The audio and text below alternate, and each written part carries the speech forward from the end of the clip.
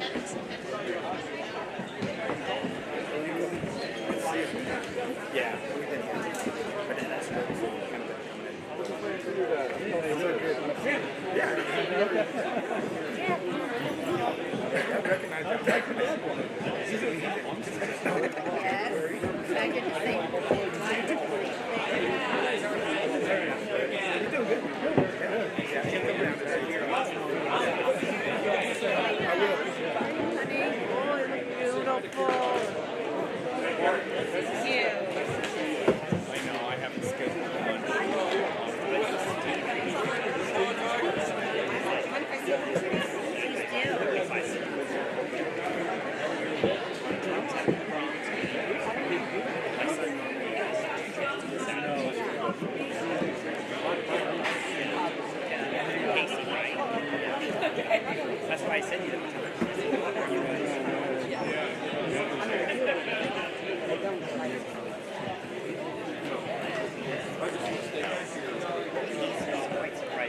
It's like a reunion here.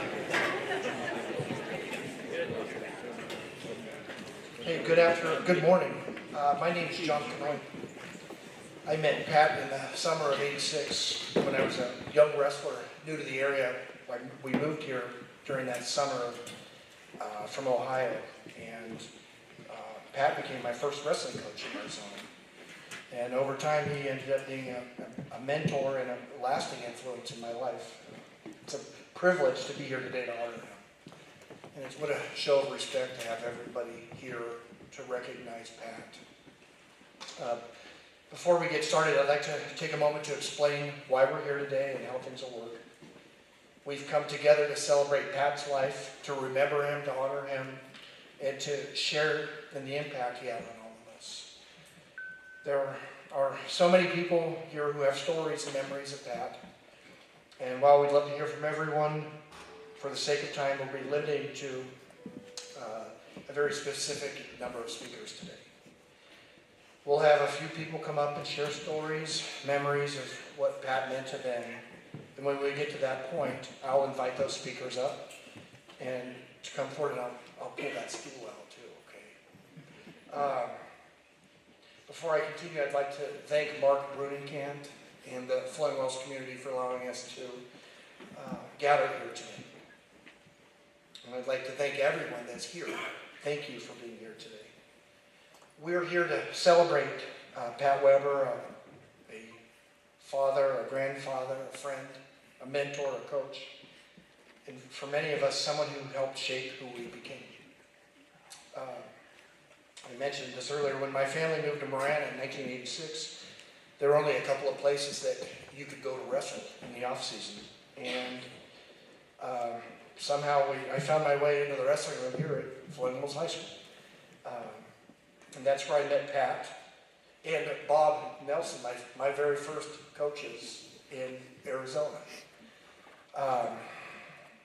And what always stood out to me even back then was this. Pat supported me. Even though I didn't wrestle for him, I went to a rival high school. He had no obligation to invest in me, but he did anyways.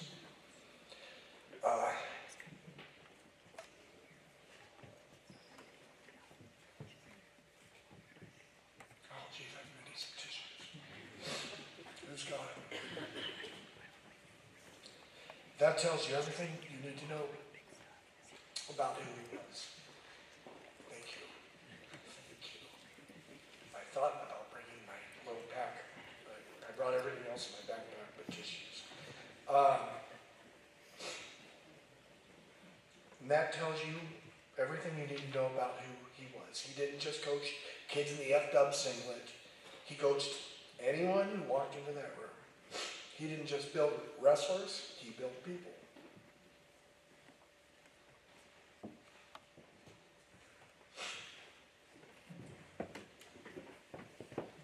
He taught us how to work. He taught us discipline. He taught us toughness. Not just physical toughness, but the kind that shows up in life when things get hard. And he did it in a way that stuck. Years later, things came full circle. I got my first teaching job here at Flame Wells. I didn't get the job I interviewed for.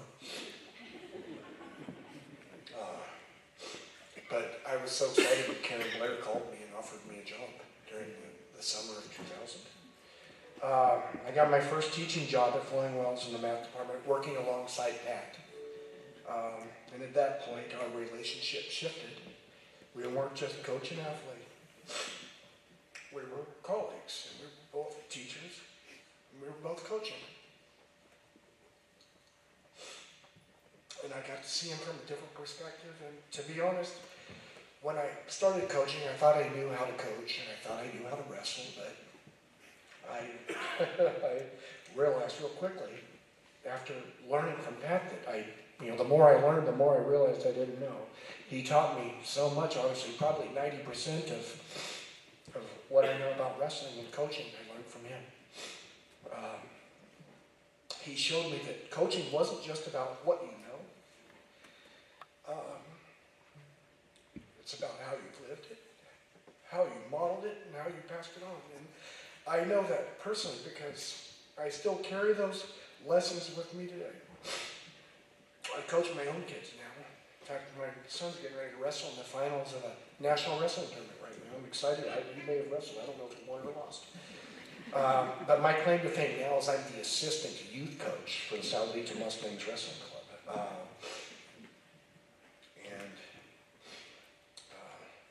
In a lot of ways, Pat's still with me in that work. He's here. He's there in the standards I hold kids to. He's there in the way I push them. And to work a little harder, he's there in the way I try to teach more than just wrestling. Because of Pat, I understand that coaching was never just about moves, takedowns, or winning matches. It was about people. And what I've come to realize over the years is Pat's impact didn't stop with the wrestlers he coached directly. It lives on. It lives on in the hundreds of wrestlers, coaches, and students who carry forward the lessons that he taught, the work ethic, the accountability, the belief in doing things the right way. Every time one of his wrestlers steps into a room and teaches a young athlete how to work, every time a coach holds a kid to a higher standard, because that's what Pat did. Every time someone chooses to push through something hard instead of quitting, that's Pat. In fact, just this week at practice, we played several rounds of Steel and Bacon, a game that Pat showed me years ago. And every one of those wrestlers smelled their socks before they...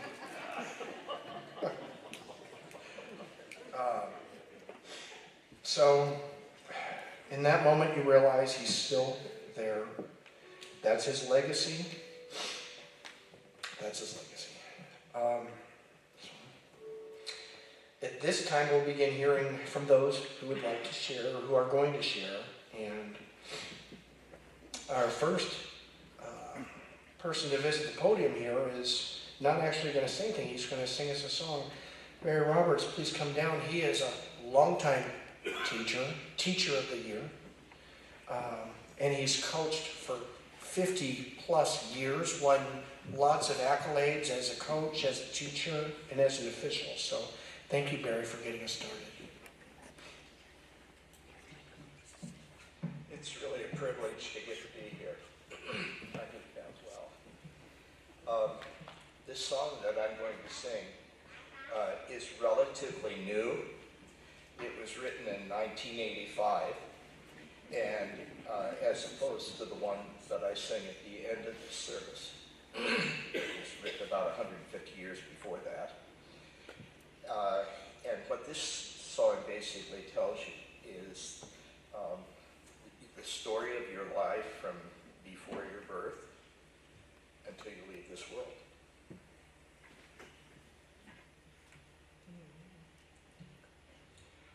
I was there to hear your warning cry. I'll be there when you are old. I rejoice the day you were baptized to see your life unfold. I was there when you were but a child, with a faith to suit you well. In the blaze of life you wandered off to find where demons dwell. When you heard the wonder of the word, I was there to cheer you on. You were raised to praise the living Lord, to whom you now belong. If you find someone to share your time, and you join your hearts in one, I'll be there to make your verses rhyme from dusk till rising sun. In the Middle Ages of your life, not too old, not too young, I'll be there to guide you through the night, complete what I've begun. When the evening gently closes in, and you shut your weary eyes, I'll be there as I have always been, from just one more surprise. I was there to hear your warning cry. I'll be there when you are old. I rejoice the day you were baptized to see your life unfold.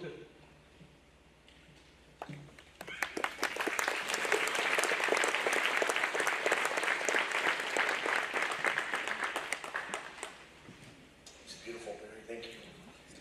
All right, our first speaker today is Steve Weber, Pat's older brother. Come on up, Steve. I turned the timer off for you, okay?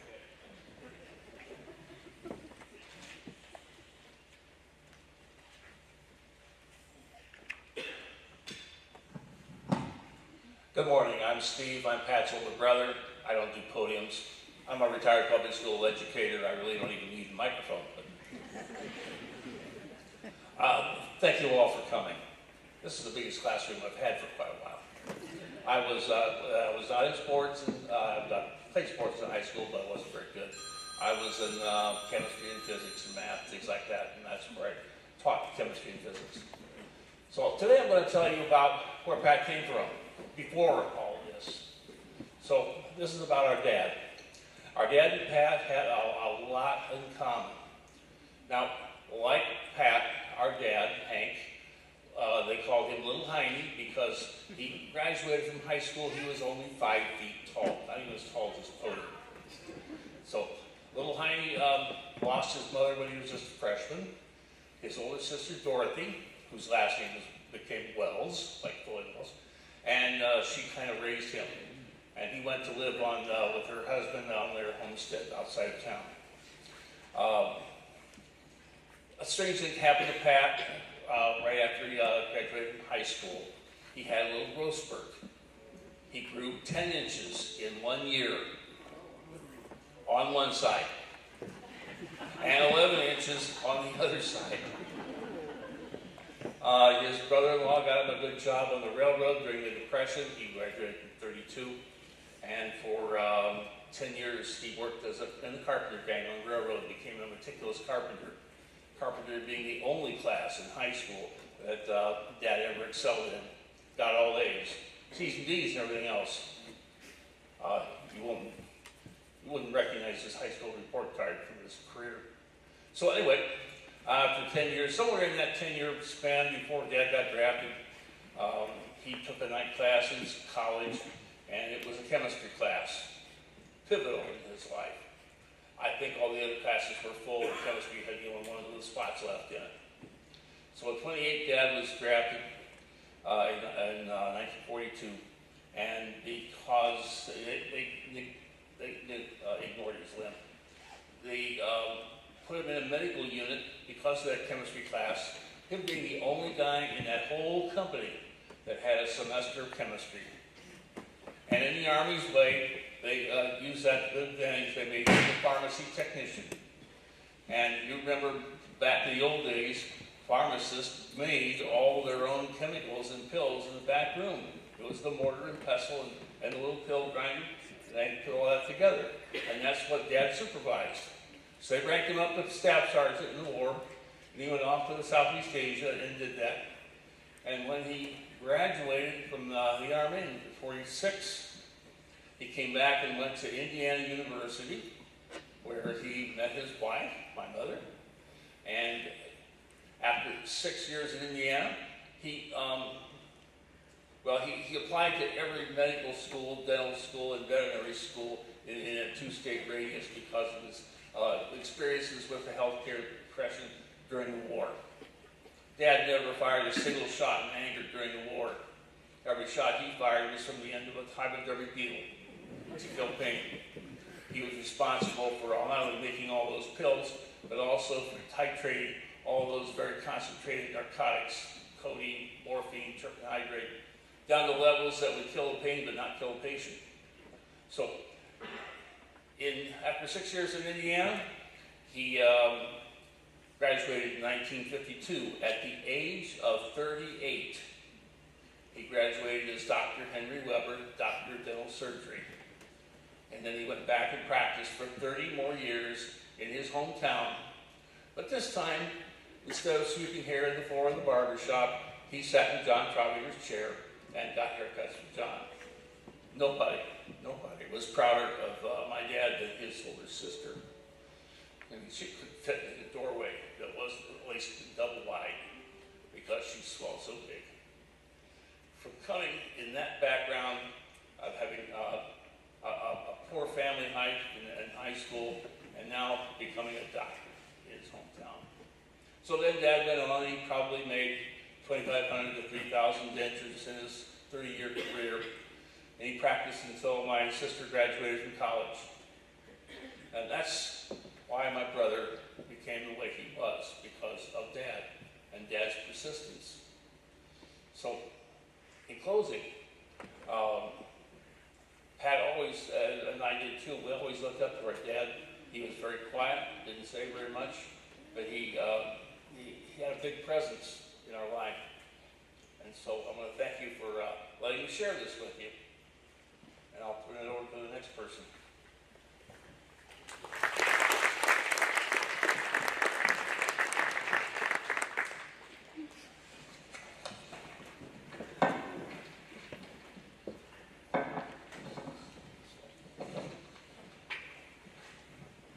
Thank you for sharing.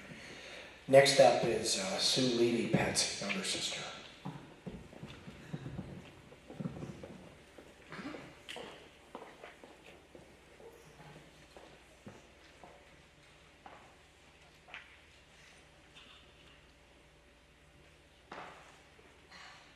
Pat got his height from me. Like Steve, my older brother, I'd like to thank you for supporting Pat in all these years, and now supporting his family in Arizona and his family in Indiana. It's hard to realize how much your presence means to us today. It will never be forgotten. Thank you for coming. It all started in elementary school. The question, are you Pat Weber's sister? Elementary school, junior high, high school. Even as an adult, even today, are you Pat Weber's sister? The comparison was challenging, to say the least. We were all raised in a traditional family, mom and dad, Steve, our oldest brother, Pat, and me. Steve is 5 years older than Pat, and Pat is 5 years older than me. Pat was Mom's favorite. Family joke was, if Pat was a girl, I wouldn't be standing here. Growing up, Pat taught me how to make knuckle sandwiches. Ow. He taught me how to play 52-card pickup. Catch me for the rules later. We played pool, we played ping pong, and we played a lot of tag football outside in the backyard. He could take me home at dusk on a Stingray bike. I was small enough to fit between the Harley-Davidson handlebars. As a young boy, Pat, he played all the sports. Then came high school. He played on the football team. Pat was a fast runner, but coach hesitated to play him due to his small stature, so here he'd end up at the bottom of the pile. Pat didn't care. He was fearless. He just wanted to play. After football, they showed up for basketball practice. Coach saw his athletic ability, but didn't think he was a good fit for basketball, so he introduced him to the wrestling room. Here, Pat thrived. I remember Pat's 98-pound state championship year in high school. He was a junior, and it was 1971. Have you ever lived with someone on a diet? They are not fun people. We always ate dinner as a family, and Pat would come down in his usual dinner attire, sweatpants and hooded sweatshirt. The conversation was always the same. Eat your peas, they won't put any weight on you. Eat your carrots, they won't put any weight on you. But Mr. Grumpy Pants only wanted to eat the meat. His idea of a protein meal was one slice of bacon, truly. Then came the night before the state championship. Cheerleaders decorated Dad's pristine lawn with toilet paper saying, "Go fight, win." They left a huge box of candy on the front porch.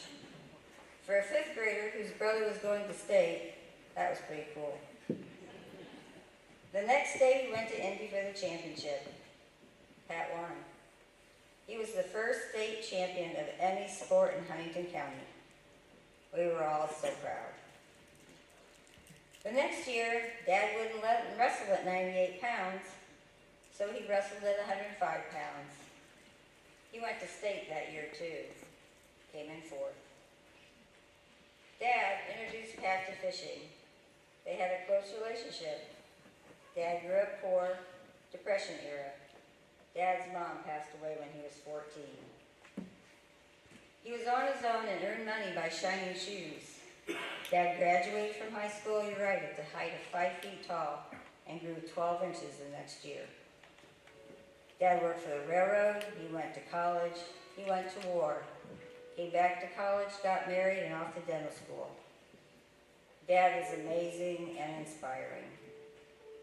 Pat once told me that Dad's favorite book was Dr. Hudson's Secret Journal by Lloyd C. Douglas. The point of the book was that Dr. Hudson took reward in doing anonymous good deeds for others. Pat always thought Dad lived by Dr. Hudson's philosophy, but he never shared any of Dad's stories even when pressed. It's my belief that Pat lived by the same philosophy. Maybe some of you know those stories. Pat had a 27-foot sailboat that needed constant repair. One repair involved a rusty old boat that would not come off. My oldest brother, fabulous science teacher, gave him some blah blah chemical to put on it. I chimed in, try Coke, it eats everything. So a few days later, he's still monkeying with that bolt, and he sees a half bottle of Coke on the ground. So he took the Coke off and poured it over the bolt, and he went to breakfast. He came back. Bolt came off. Did I get the credit? Well, he said, I think I loosened it before breakfast. Brothers. My kids and I went to visit him in San Carlos. We had a ball. We took a horseback ride in the desert. Pat didn't go. He had to dry dock the sailboat. So I put my purse in the backpack, and off we went in the desert. When we returned to the barn, my purse and passport were gone. It had fallen out of the backpack on the horse ride. We searched and searched, but couldn't find it. So we went to dinner. Pat tells me that he's returning to Arizona the next day, with or without me. He is leaving his baby sister in Mexico by myself. His good guy status is slowly disappearing. Let me set the stage. He's leaving me in Mexico by myself, in a condo with hot water, a swimming pool, a hot tub, cable, a beach with a bar and food, and the best food you've ever eaten. And he's taking my kids with him. He's no longer a good guy.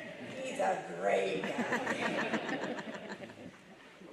By morning, my hopes were dashed, as every device we had in the condo was pinging. My purse was actually found by a U.S. contractor who was dirt bike riding in the desert. He went to great lengths to find me on Facebook. He said the same thing happened to him in another country, and the man wouldn't take a reward, and he wanted to pay the favor forward. Good people. So back to the States we went. Before we left, we were cleaning out the fridge, and Pat had plans for a beef stick that he bought. Now when you get to the border, there are lots of cars and people asking for food or money. Pat called over a boy with Down syndrome and gave him the beef stick for his family. Pat said he always tries to find him in the crowd at the border and give his family food. In closing, I would like to say thank you to Pat for dreaming, living the dream, sharing the dream. You taught us all how to live. You are the best of us. Thank you for your goodness, your kindness, and most of all, your integrity. We miss you every day. We love you very much. And yes, I am Pat Weber's sister.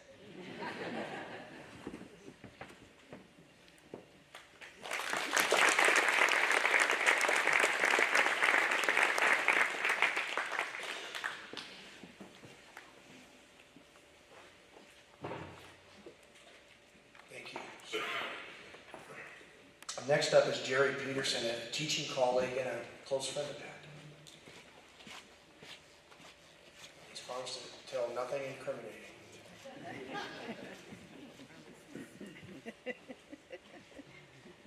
Hi all, I'm here with maybe a slightly different perspective. Mine is historic. Okay, so I've been here at Flowing Wells since '79. I've already had some arguments with other people that claim to be here longer than me, but in a way they're right. But from that aspect, I have a historical knowledge of Pat and how things happened with him. So anyhow, my friendship with him extends back to '79, includes his family, and all the children, Matt and Chris and Mike, when Mike comes along. And I want to tell you about how Pat ends up here. Okay, so firstly, and I know this not from being present, but from discussions, or one person talking to another. But Pat arrives and he's a teacher in Baba Kivri. So he's a math teacher. If you don't know where Baba Kivri is, if you're Pat's family, Baba Kivri is about an hour west of here. It's on the reservation, the Honolulu reservation. He taught there for 3 years, and nothing actually would have happened. None of us would be sitting here today except for one thing. That is, he met a guy named Mike Henry. Now, does anybody, all of us in here that know Mike Henry know that that's a force of nature that's bigger than any of us. And the way it worked was Mike Henry had become the agriculture teacher here at Flowing Wells. He didn't actually work at Baba Kivri, so they're never there at the same time. But Mike Henry would return to Baba Kivri and hang out on the weekends because he had good friends there. That is where Pat got to know Mike. Now, once they formed this great relationship, and they did all kinds of things there. There's all kinds of stories, hijinks, practical jokes, all kinds of things happened because both Mike had lived in the the housing, the teachers' housing that's down in cells, and that's where Pat was living. So there's all kinds of teachers and community people around, and they would play practical jokes on basically everybody. And there's a ton of stories about these. Maybe sometime later we'll talk about them. But anyhow, after a while, Pat had enough of Albuquerque, so then he moved to Michigan. So he was in Michigan for 1 year. He was a math teacher there, but then he came back and he was a math teacher down in Sierra Vista. So in Sierra Vista, that's called Buena High School. He was a math teacher there. But what would happen is he would come up to visit Mike, because Mike was the agriculture teacher here. Mike had a place back on the school grounds where the agriculture program is. And we would see him on weekends, and this is where I got to know Pat. So this starts around 1979 to 1980. Chris and Matt would have been there. Mike wasn't here yet. But anyhow, so he would come up, and we would do all kinds of things together. In those days, the families would all gamble. We all had a nickel-dime quarter that would go on to the wee hours of the night. Sometimes we would leave, and Mike Henry and him would play two-card guts until sunrise. So it was quite a relationship, but there was all kinds of things that happened with Pat coming up from Sierra Vista.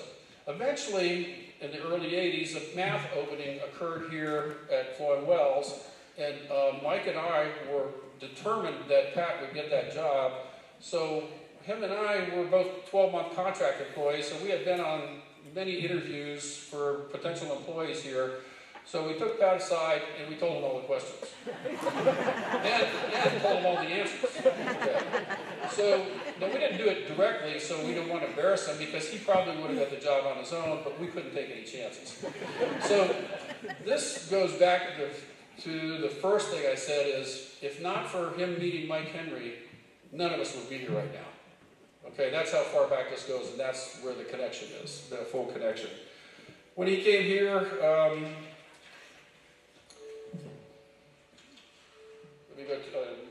John might have to give me the hook.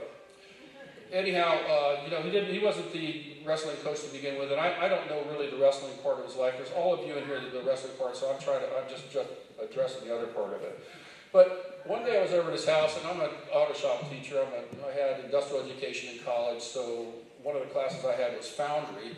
So I wander over to their house one day, over on Maximilian, and I find him. He's in the carport, and he's casting the Caballero you see over there. And all of us that know it know that Caballero that's over there. So Mike watched this too, and so it took him a while to make a cope and a drag so that he could actually cast that Caballero. And he was making those Caballeros just so he could give one of them to each of the winners of the weight class at the Floyd Wells Invitational. Now, it took him days and days and days to master how to do this. And eventually he got it down, and even when he had it completely down, it would still take 30 minutes to an hour or so to make one. And these became so popular that the district asked him to make them for other people. Now, that is retirees and teachers of the year and things like that. So all of a sudden he had to make them all the time because everybody liked them. And if you look at that Caballero over there, you can see how intricate it was. And to think that he did it on his own, nobody asked him to do it. He just felt like that this would be something that would be an appropriate award for people that had done well wrestling at the Floyd Wells community or at the Floyd Wells Wrestling Tournament, or had done well in the Floyd Wells community. And many of us had those Caballeros over here because of that. And I don't know how many he had to make a year, but it was quite a bit. The other thing that happened, nobody addressed yet, I don't know if there was his brother and sister here, but his mother came to live with him. Now, nobody else was, I don't know how she ends up here, but she ends up here. Okay. So now, Pat didn't really know what to do with her. She was towards the end of her life, so what he did was, he didn't have anything to do with any assisted living facility or anything like that. What he did was, he just took her with her everywhere. So, first time I saw her, he had brought her to a Super Bowl party many of us were at, and so Pat just shows up with his mother. Now, his mother will talk to anybody. She's, you can see how well spoken that his brother and sister are, and his mother, you can see that they got that from Pat's mom, because she would actually talk to anybody. And then there's a whole bunch of stories about her answering the door when people came up, and then eventually she ended up asking him periodically, was he her husband? That's how close their relationship was. But it was, until she passed, he took her everywhere. He didn't pass that obligation on to anybody else, because that's the way it was. When he first went to San Carlos, he wanted my wife Helen and I to be part of that. So we talked about that for quite some time, and we went down there, and he had rented a house, and we were there for 2 or 3 days. We looked the whole place over. And what we were going to do was we were going to share the house and share the boat, or Woody had a boat, but it wouldn't work for us. It just didn't work for us. And I didn't know if Pat was going to go on and go ahead and do this on his own. Eventually, he does end up doing that. But after he retired, or I retired, we ended up taking sailing lessons in San Diego with my 2 sons. So we would go to San Diego on weekends until we were finished with the class, and they were all day Saturday and Sunday, and with my 2 sons, and we all learned how to sail in San Diego Bay. We started with small boats that had no engines, so when you moved in and out of a slip, you had to do it with you had to learn how to do it with the sail. And then eventually we graduated up to bigger boats, to 28-footers, and the 27-footer he owned, Pat's sister was right. There's a lot of maintenance to that. I got a fair amount of calls from him about one thing or another, being the auto guy, and I wasn't able to answer the questions, but the Coke one is pretty interesting, because I would have tended to use a chisel and just break it off. But anyhow, so that's how we learned to sail, and that's where the sailing part came from. I was down there another time, and we were out on the boat. Another person who's not here right now, Rick Marks. There was 3 of us, and we were out in the Baja, and we got into heavy swells. And on the way back, it was a stress to get all the way back. And when we finally got back, I thought that I would not want to be on the open ocean in anything that was less than 50 or 60 feet long. So the boat wasn't just big enough for that. And anyhow, you know how you have friends, and your friends come and go, and sometimes you've been friends for a long time, and then something happens, and then a divide occurs, and then you still talk to each other, and you have social arrangements, but you don't have that same relationship you had before. You don't know why this occurred, and that's occurred to me personally a fair amount in my life. But it never occurred to me with Pat. That is, Pat and I always remained right for each other. So we were always comfortable with each other. We would disagree on issues, one issue or another, but we disagreed amicably.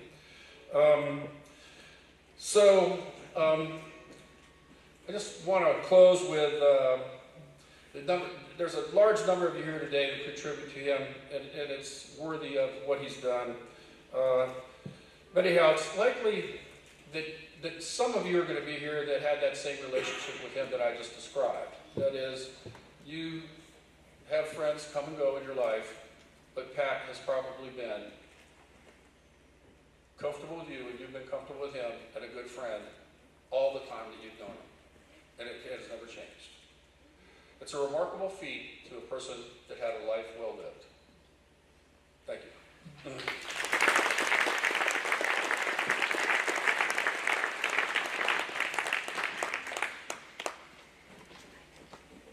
Thank you, Jerry. That was special. Next up, Mark Brunincant, our athletic director here at Flowing Wells High School.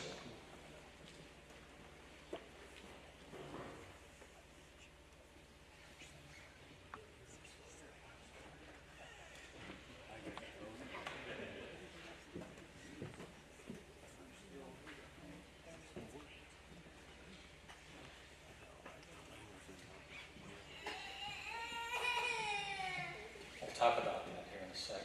I want to thank the Weber family for giving me this opportunity to share a few thoughts about Pat, the teacher, the coach, and the athletic director. Since learning of Pat's passing, I had the privilege of speaking with many people whose lives he touched. Through these conversations, a clear picture has emerged of a person who was not only dedicated to those roles, but deeply committed to the people around him. Someone who showed up, believed in others, and made a difference. Hayden Smith a longtime Flowing Wells educator and a Hall of Fame coach, shared with me that Pat was first and foremost a master teacher in mathematics and was one of the first computer nerds here at the high school. When teaching, he consistently put into practice what he learned at Susie's school. I know Susie's here. To ensure that his students fully understood each concept. Throughout his career, Pat's diligence and dedication earned him multiple Teacher of the Year awards. Pat's next role. His coaching passion was firmly rooted in the sport of wrestling.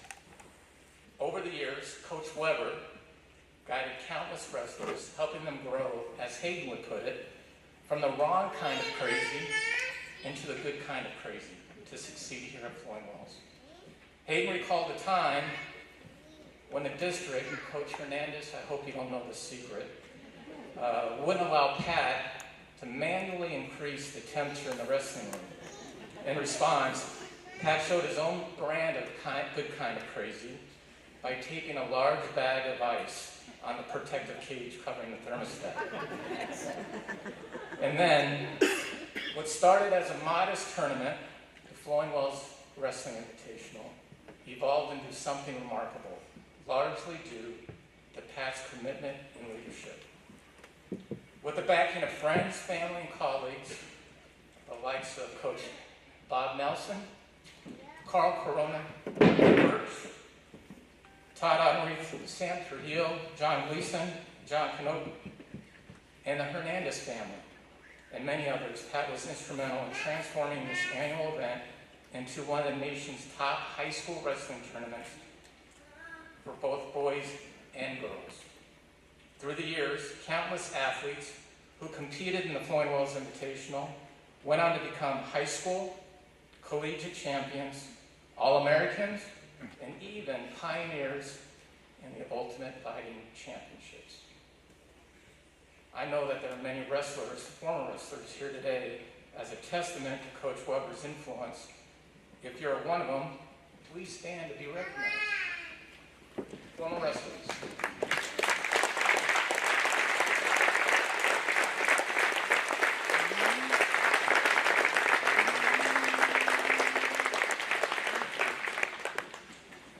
As the current athletic director here at Flowing Wells, whenever I'm faced with a tough decision, I always find myself asking, what would Pat do?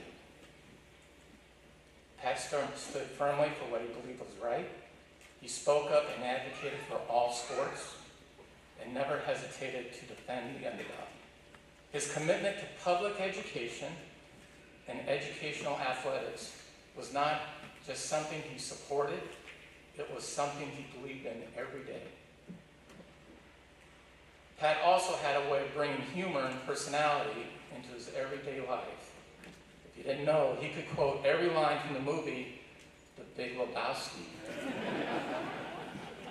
It's funny, I still remember hearing him at a basketball game, calmly but firmly addressing an unruly parent with, quote, I can't do the impersonation, "This aggression will not stand, man."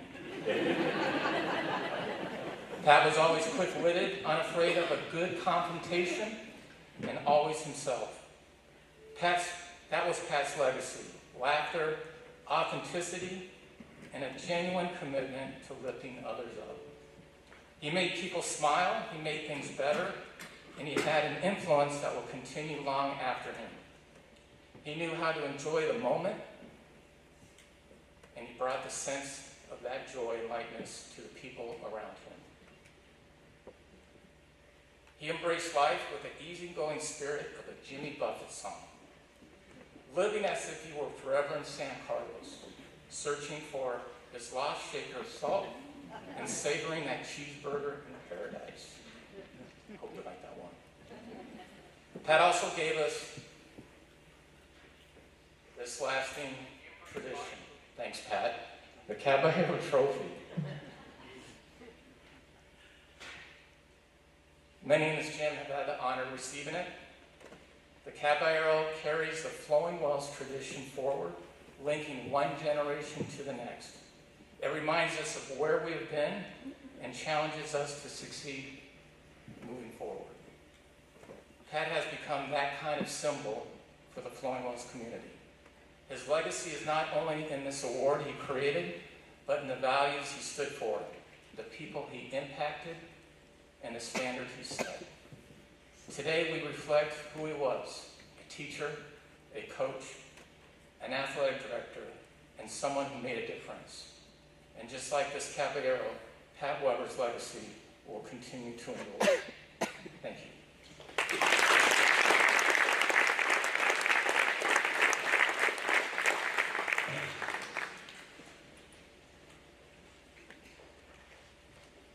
I called Mark this week, and he said, "Guess what I'm doing right now, John?" And I won't tell you what my response was, but he said, "I'm making trophies. I'm making caballeros." All right, next up is Dr. Nick Clement, our former principal and superintendent of Flowing Wells.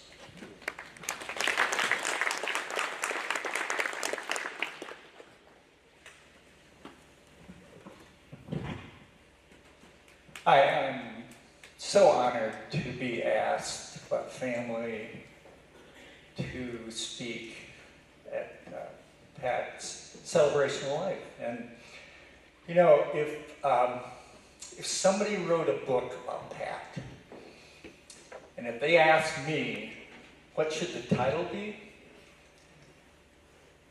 In a heartbeat, I would say unselfish, with the un capitalized and underlined. You know, you've heard and you're going to hear chapters of this book. Pat was into the big picture with the wrestling tournament, with his teaching, with his coaching. But I'm going to talk about the chapters that deal with those little things. Remember when you were getting these CDs? And I don't have time to explain to the younger crowd, but I was getting almost weekly, and the return address was AOL. And finally I asked Pat, I said, "What's this about?" And he goes, "Oh, I'll help you. It's an email."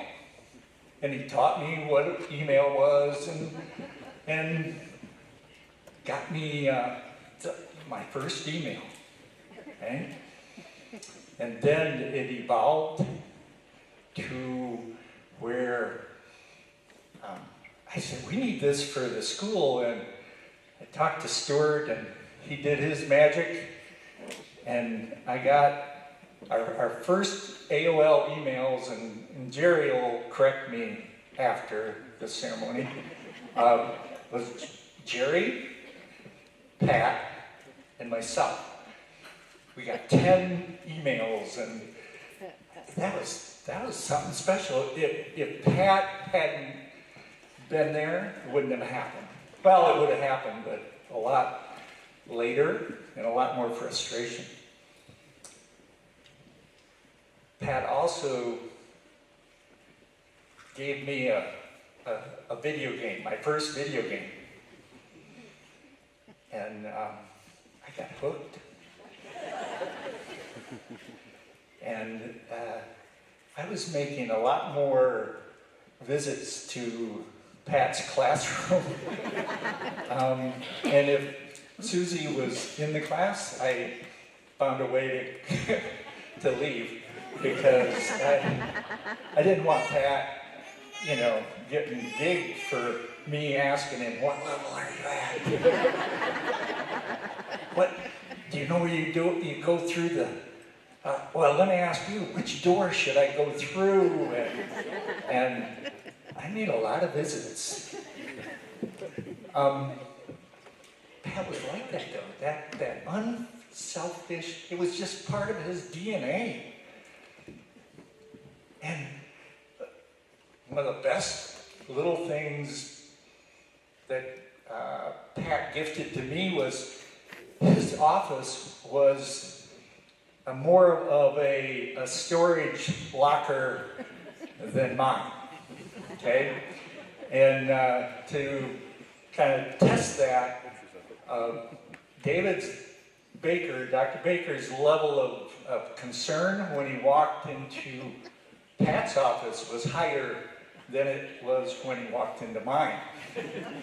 So it was those little things, besides the big things, that Pat Weber was all about. And you know, my last visit with Pat was at the Hall of Fame, and I had someone that I needed to gift a Caballero to. Pat didn't hesitate, said, "I'll get you one." And within a week, he delivered. So, in closing, if the same people that were writing this book asked me to write the last line of the book, very simple. We will all miss Pat Weber's unselfish touch. Thank you.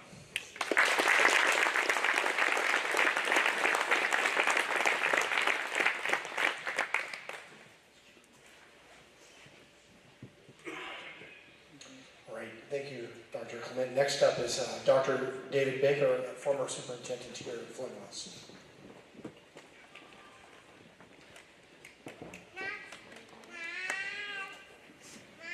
Good morning, and thank you for the Weber family for inviting me to speak. I was superintendent when Pat was athletic director, and I was superintendent when he retired. And so Pat and I had a lot of conversations, and yes, I used to wander into his office, and I did have to clear the chair out so I could sit down and talk to him. And he probably had 15 things to talk about, or that he was trying to get accomplished, and I would take him on some conversation that was bugging me. But it always transgressed into a conversation about people and values, because that's what Pat did. So when I was thinking about Pat, I actually went on Twitter, because in 2018, Pat found Twitter, and he liked technology. So I scrolled through all of his posts and reposts and retweets, and what I found was a lot of values about Pat. And so I'm going to share with you some of Pat's words and the friendships that I had with Pat. The first one was COVID hit. Schools were having some troubles, as you know, and I was in the middle of it. And he said, he called me in the middle of the night, he said, "Hey, you might get a call from a colleague." And I said, "Okay, what's up?" He goes, quote, this is what he posted: "Why is Catalina Foothills School District sending their students to Flowing Wells for free meals? Foothills got $377,000 in results-based funding that they can spend any way they see fit. Spend some of that money on feeding your kids." Well, with 2 retweets and 3 loves, I wasn't worried about going viral. But it did give you an insight into Pat. He believed deeply in fairness and access. And yes, he accomplished athletics at the highest level, but he also looked for how do you get entry points. And he was tremendously bothered by results-based funding and tax credits as it was beginning to divert money away from schools like Flowing Wells into high wealth districts.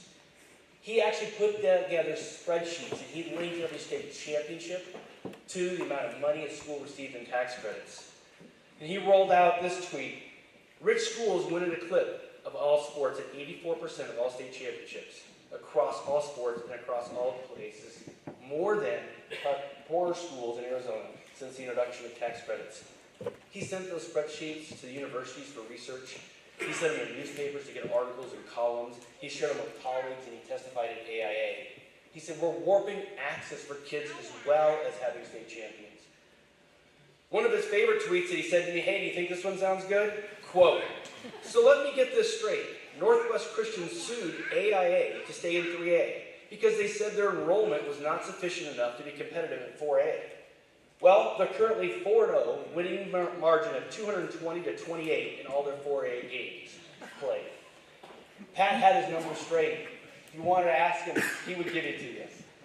Pat did love athletics, but he wanted a fair system. He created a developmental league for ninth grade golf. And our girls came to this high school, they never played golf. He scrounged up golf clubs, he paired them, he said, we're going to create a new league for access. And our kids played. He found 9 high schools that would play against them. Our girls at the end of the season won the tournament, and they celebrated like they were state champions. They had no idea the level of competition that the state champion golfer was winning. But they knew in athletics they had teamwork, camaraderie, friendship, access, participation, all those great gifts of sports. Pat was about access in a way that I was so impressed and proud to be part of. Pat had a philosophy. We would do budget cuts, and superintendents can do that sometimes, all the time, it seems like. And I'd go to Pat and say, Pat, we need to talk about the budget. And he would say to me, I'll cut anything you need to do, but I'm not cutting access. You know how much it cost to play a sport when Pat started as athletic director at Flowing Wells High School? $10. You know how much it cost when he retired? $10. You know how much it cost to see your kids play when Pat Weber was here? If you gave a $100 donation, he would let every member of your family through a family pass get every single sport, every single season. He wanted parents to see their kids play. He wanted kids to access. And one day I saw parents cleaning the bleachers. I said, Pat, what's going on here? He said, you don't need to know. All right. He said some parents can't afford to come see their kids play. Every kid deserves the right to see their kids play. And I made a deal with that. If they helped me clean up the stadium after the game, they'd come for free this year. And Pat cleaned it up with them. And they had access to see their kids play. In rereading tweets, Pat also had another passion, and it was teachers. And this quote stuck with me. In my 42 years in education, there's no question, teachers care about kids. But there does come a time when they also need to care about their families. This is that time now. I support Red for Ed. And Pat would talk about teachers in a way that really wanted to put them at the center of all policies and all decisions. And he even took a couple shots at us administrators, but we would laugh about it a couple days later. Not the first one. But I want to tell you that he was so proud on Legendary Teacher Day, he did a shout out to his legendary teachers, George Travola, Jerry Young, Lowell Buzzard, and Courtney Weber. Courtney, he was so proud that you were a teacher.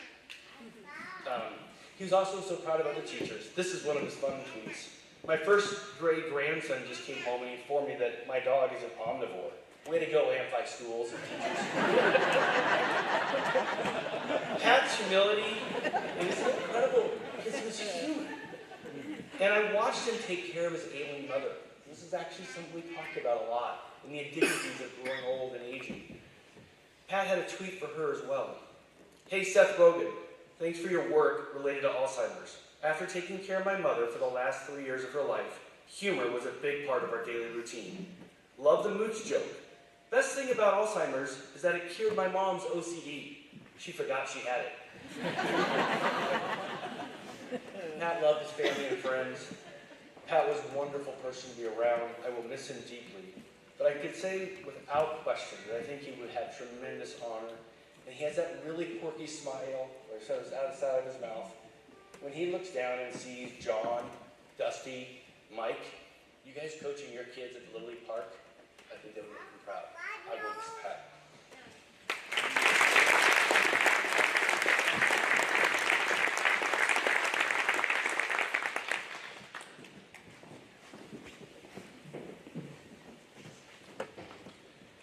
Okay, next up is Chris Weber, Pat's oldest son.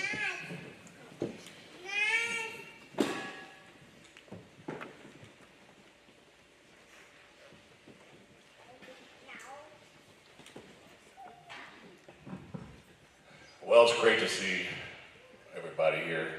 I want to thank you guys all for coming. You noticed everybody else comes up here and have a speech already, and my brothers and Courtney, they're teacher, and you got to get a speech ready. Mine's pretty simple. First of all, I don't know if I want to make it 5 minutes, so I'll apologize, but I'm glad you guys are all here. It shows the great stories of what he did as a teacher, a brother. I'm going to tell you what he did as a dad.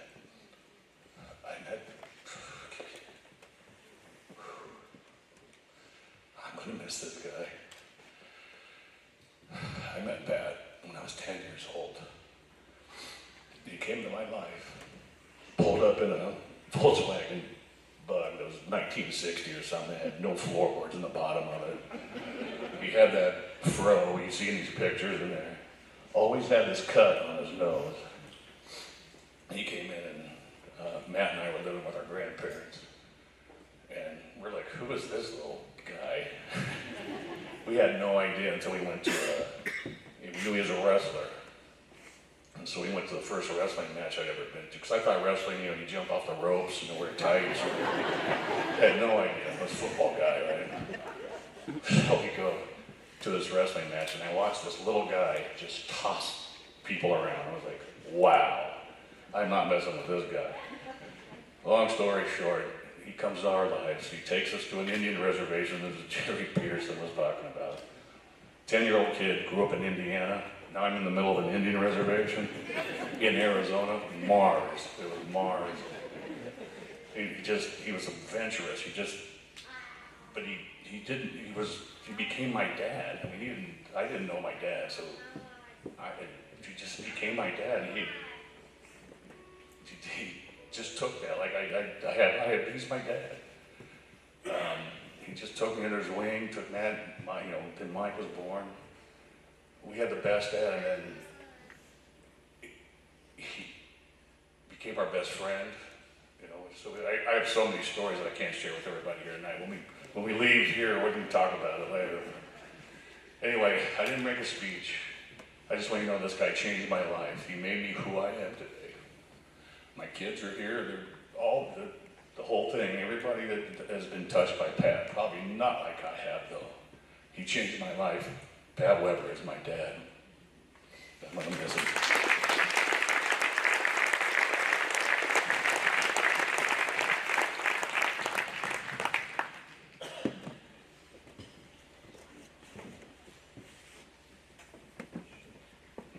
Thank you.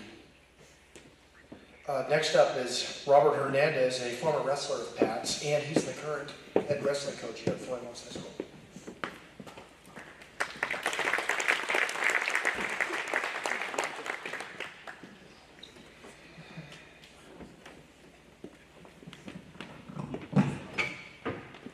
Sorry, I don't do microphones.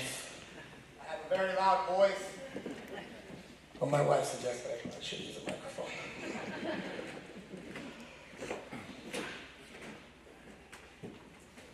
Right there in that corner, I got the biggest butt chewing of my life from Pat Weber. It was my senior year. I was a team captain. I was slated to win the state championship. I disappointed him because I did it really bad. I deserved it. I had never seen that side of it before.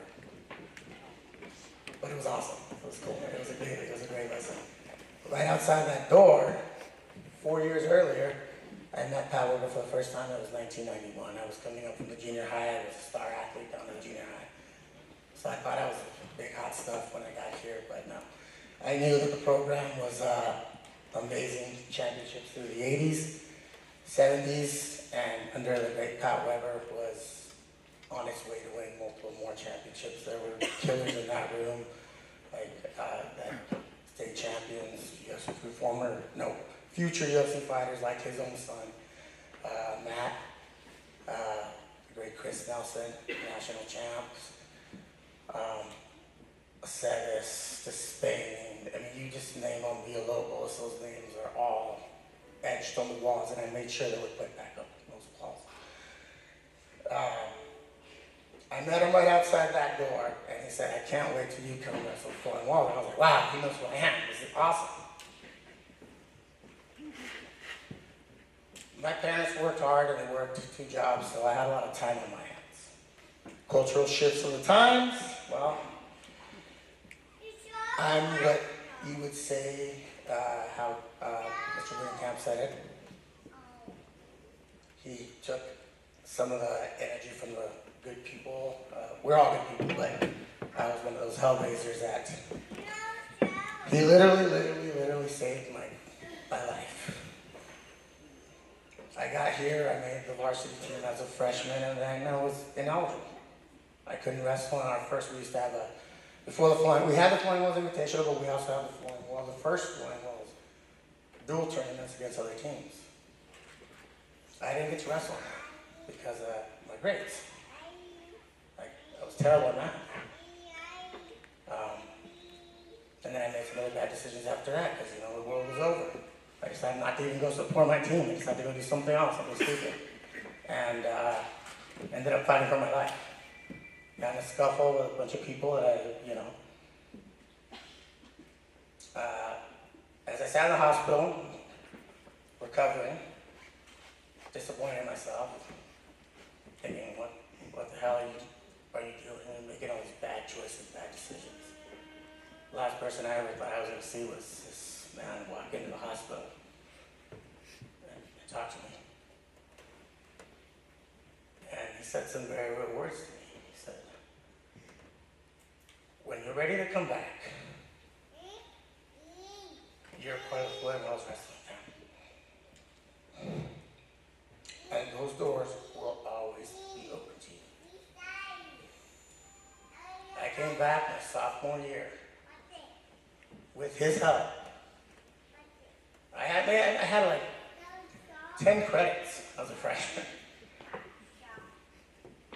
With his help, he taught me how to study. He tutored me.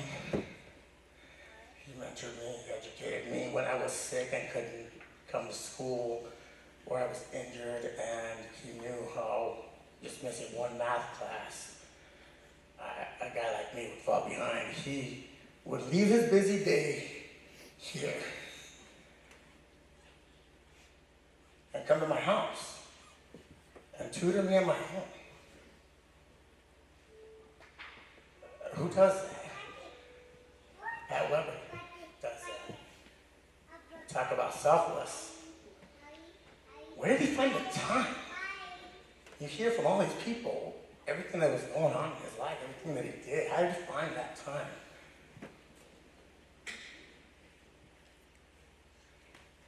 The next year, sophomore year,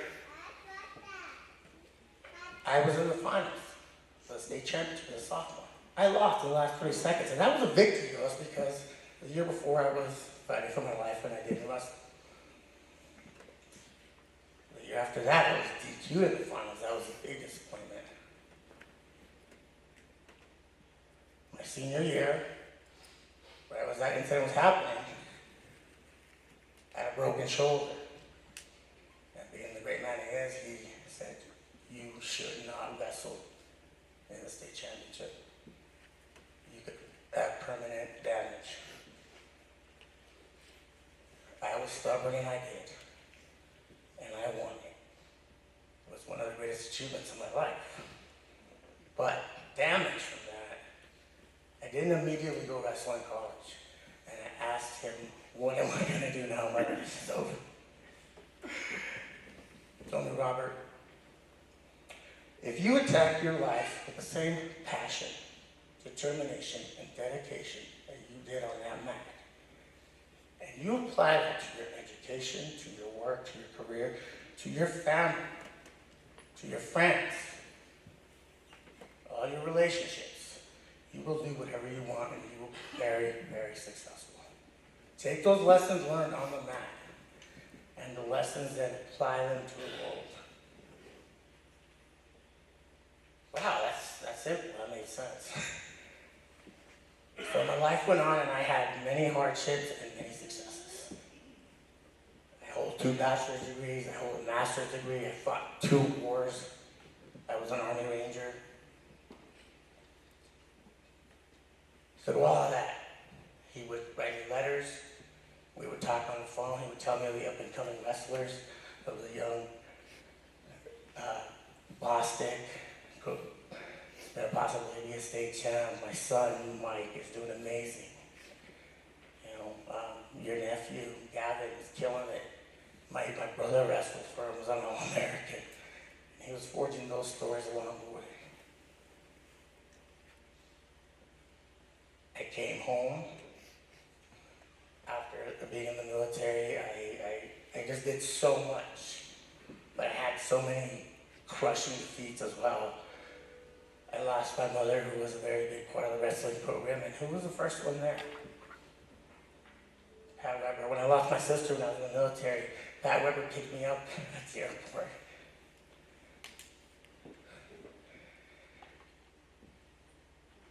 He did so much. My wife knew who Pat Weber was long before she ever met him. So did my son. So did my daughter. My parents held them in the highest regards. He was my friend. He was all our friends. And I'm telling you from my perspective, from my life. And it's just so, I walk around this campus and I got these memories everywhere and they just flood back. And they just flood back. I'm a federal law enforcement agent getting ready to retire. I own multiple successful businesses. And one of the greatest honors of my life was being inducted into Flying Wild Sports Hall of Fame. Alongside many of my brothers in here. With my legendary coaches, Bob Nelson, and Pat Weber on the same day. One of the greatest honors of my life. And I can still remember his laugh. It was awesome. And they were asking me, what do you do now? This and that. Like, I do this. I'm a, but that's not my real job. My real job is I'm the head wrestling coach at Flowing Wells High School. I spend more time there, and that is my passion. And when I was being interviewed by Mr. Brunenkamp, Big Brother Brunenkamp, I think he's here somewhere. He asked me a very question, why do you want to be a head wrestling coach? I said, I don't want to be a head wrestling coach. I trained my brother, I trained my nephews. I don't want to be a head wrestling coach at high school. I want to be a head wrestling coach at this high school, Flowing Wells. I want to build the program that I grew up under Coach Weber. The man that came and tutored me. The man that saved my life. Helped save my life. That's what I want to do. And that's what we've done. And I didn't realize at the time I was going to need Coach Weber more than ever. He was retiring. He had been an amazing athletic director, and me and Mr. Brunenkamp, we were both saddled with the weight of the stuff he left behind, like Black Caballero. Trust me, I saw the prototype. He tried to help me, teach me how to make it when I was young, and it came out crooked. I don't even try. But it is awesome that Mr. Brunenkamp, my athletic director, together we figured out this monster. He made the Flowing Wells wrestling program and the Flowing Wells wrestling tournament huge. That Caballero was one of the most coveted awards, you don't understand, among the younger kids, the younger generation. It is a huge accomplishment to win one of those, to get one of those. And I know somehow I'm probably going to end up having to learn how to make them if they don't continue to go. And sorry, honey, I just might have to. Because that award will not go away, will not die along with his legacy. I asked him an easy question, Coach, how did you do it? I thought I was coming here to be a wrestling coach, just to coach wrestling. I had no idea everything else that came with it. He just laughed and he's like, you'll figure it out. You'll figure it out. So in closing, all I want to say is that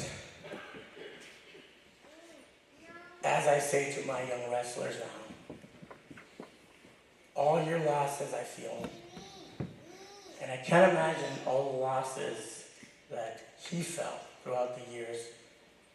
We don't realize it, we only see ourselves. He was on that mat with every single one of you guys that ever had him in your corner. He taught me how to separate being a father and a coach when you're coaching your son.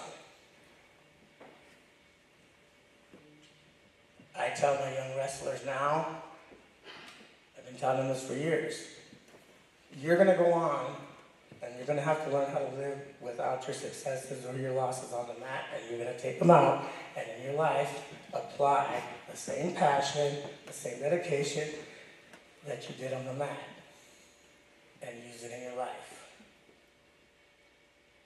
That's not for me, that is from my coach, Coach Pat Weber.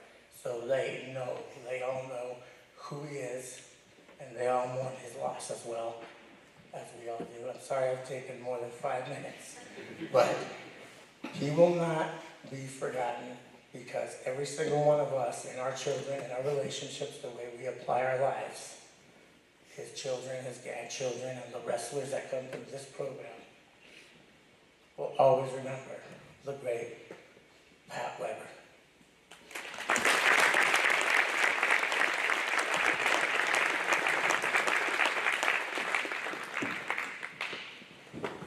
All right, next up is Matt Lucas, who's Pat's middle son, who's wrestled for Pat, successful high school wrestler, college wrestler, and a successful fighter.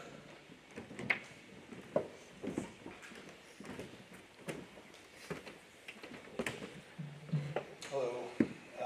Before I start, I have a word from Hal Morgan, who was one of our teammates and a good friend of my dad's and mine. And I know a lot of people know him, so I'm going to read something from Hal before I do my stuff. And if I mess this up, it's Hal's writing, it's not mine. Hal says, thanks for the opportunity that Pat Weber gave me. My relationship with Coach Weber comes from 4 years as a student athlete at Floyd Wells. And I'll let you know, or I'll let you guess the sport.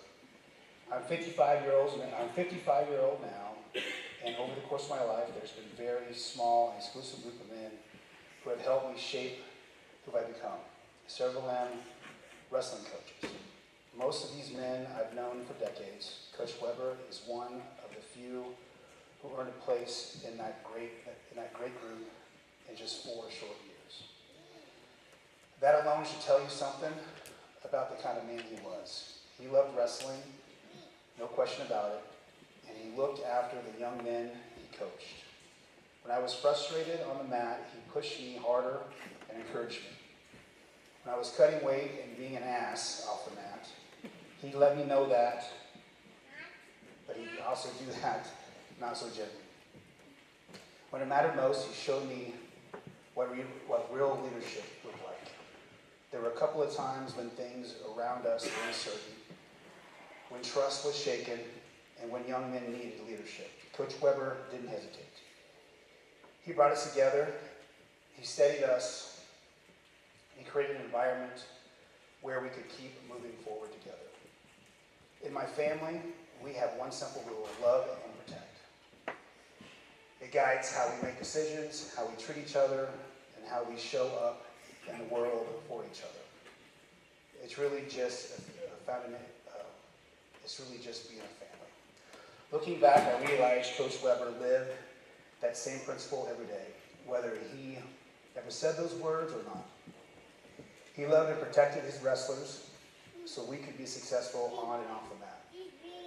Coach Weber, thank you for the impact you had in my life. Thank you for your leadership and for pushing me better on the mat. I'm grateful that I had those years of wrestling for you. Rest in peace, Coach. Hal was an idol of mine growing up. I was a freshman, so those words came this morning, so hopefully I didn't butcher them too bad. It's been very tough, I know, for my brothers and I since the passing of my dad. I try to do the speech a little bit positive so I don't get upset up here. It's been tough, but I want to thank everybody for coming. It's good to see familiar faces and friends. This school brings a lot of good memories. One of them I can remember, which some of my teammates can remember, is when Villa Lobos beat Villa. That was a big thing. Lobos, you look good. That eccentric diet is working, man. My dad would have liked that one. My dad Pat Weber was one of a kind. He was a great father, grandfather, coach, and role model. He was humble, he was a good motivator, and he knew how to bring the best out in people. I want to tell a story about him that kind of sums him up as a person. It happened in the late 90s, and I'll never forget it. He was taking the local city bus to and from school for some reason. Either his truck was in the shop or he was letting someone use it for a couple weeks. While on the bus, there was a big guy who was threatening all the passengers. And nowadays you see this stuff on like TikTok and Instagram. Well, it was one of those situations. This person was much bigger than my dad. And as he went from person to person, intimidating them and pushing his way through, he finally came up to my dad. As the man threatened to fight him, my dad calmly replied, "Let's get off at the next stop." Well, they both got out to the next stop, and my dad was the only one that got back on that bus.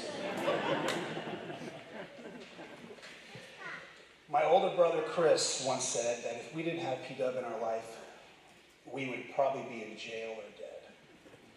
You know, Roberts mentioned some of that stuff. We had some crazy in us too. But he was 100% right, and I still believe that. I know some of my teammates here believe that as well. Unlike me, my dad was not one to brag. But there were things that P-Dub did that no other coach can say that they've done.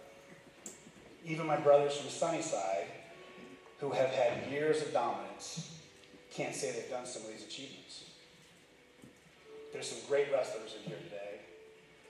Yes, he's made some state champs. There's a good handful of them in here today. He's made some college All-Americans. Some are here today. I think most, if not all of those All-Americans, and I could be wrong, Robert, but most of those were during his coaching tenure. I don't think there was All-Americans before him. I know there might have been one after or so, but most of them, all of them were when he was coaching.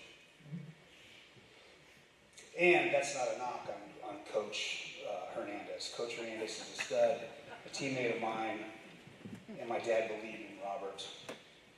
Flowing Wells is lucky to have him, and they will be back on top with Coach Hernandez. Here are some accomplishments my dad had while coaching. He was inducted into the Wrestling Hall of Fame, and for good reason. He coached an NCAA Division I finalist, an Olympic silver medalist in Townsend Saunders. He coached 6 wrestlers that made it to the UFC. 2 of them wrestlers became UFC champions and Hall of Famers. Don Fry and Dominic Cruz. I'm counting Drew Fickett in there because he spent summers with us and he's family. There's no other coach. There's no other coach in Arizona, let alone, I think, in the country, that has those stats. I'm proud of him for that, even though he would never tell you. I once asked him, did he realize what he had done while coaching all this stuff? And his reply was, I just got lucky. Or it must have been in the water. No, it wasn't. He was just a damn good coach. Over the last couple years, my brothers and I haven't seen eye to eye on some stuff. And our dad tried his best to get us back together. And he's done that, for the most part. I like to say to my brothers that I'm finally glad you guys came out of the closet. And I accept your lifestyle. My dad would like that one. I love you guys. And I love everyone that showed up today to pay respect. God bless my dad, Pat Weber, a.k.a. Pino.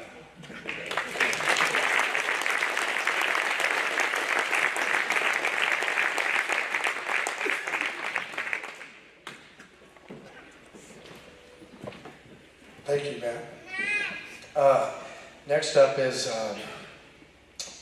former wrestler of Pat's, Dominic Cruz, who, as you know, has was successful as a high school wrestler and a world champion at UFC.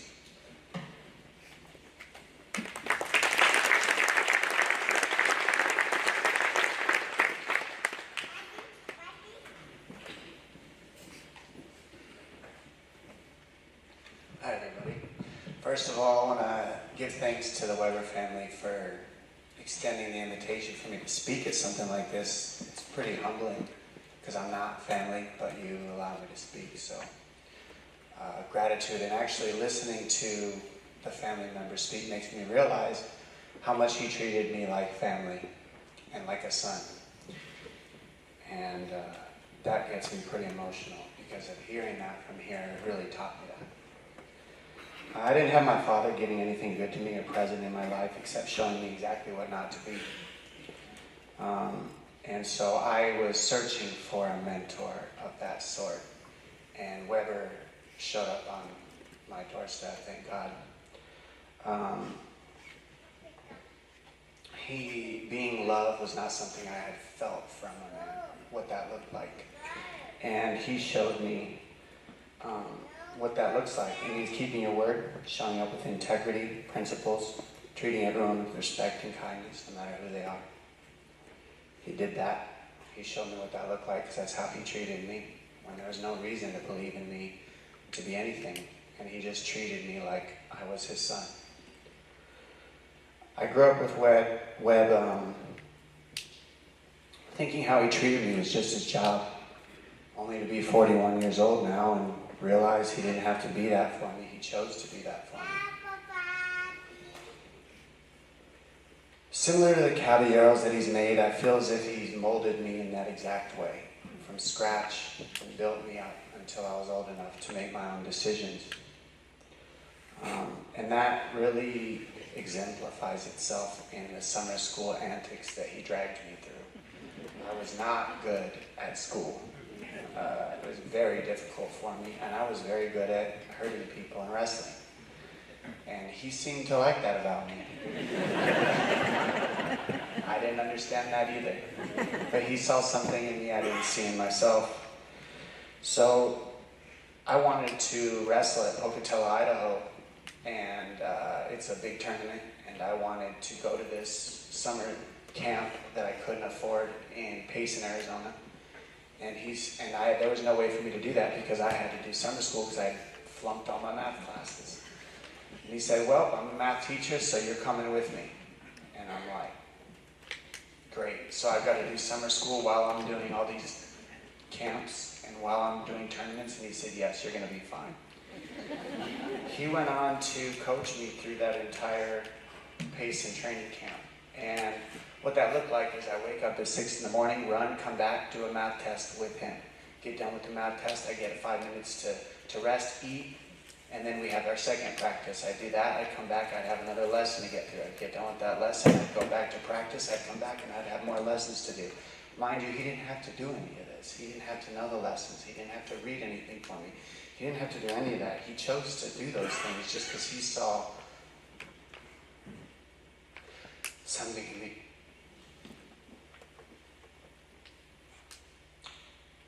That is being loved. It's not doing it, it's being it for somebody that he gets nothing back. He's just being it because that's who he is. For any men out there talking or being with youngsters can't understand how powerful that actually is. To be that way and not do that thing to get something. Just give it to give, not to get. That exemplifies Pat Weber for me. That's what I remember him as. One more story. I was driving across after that tournament. I make it through that Payson tournament. We get to Pocatello, Idaho to compete in the tournament. And he drives me through all the way to third place. I lose my second match. And so that puts me into the rough rounds. Now I gotta fight my way back all the way back to third place. And in between each match, I'm in the stands while everybody else is resting, eating nachos, and trying to warm up for the next match. I'm doing lessons with Weber. He is so mad at me because I suck so bad. He's like, really? Like, that's a regular thing. Really? You can't? He's always breathing. I'm like, man, am I an idiot? I must be an actual idiot. Like, why is this so hard for me?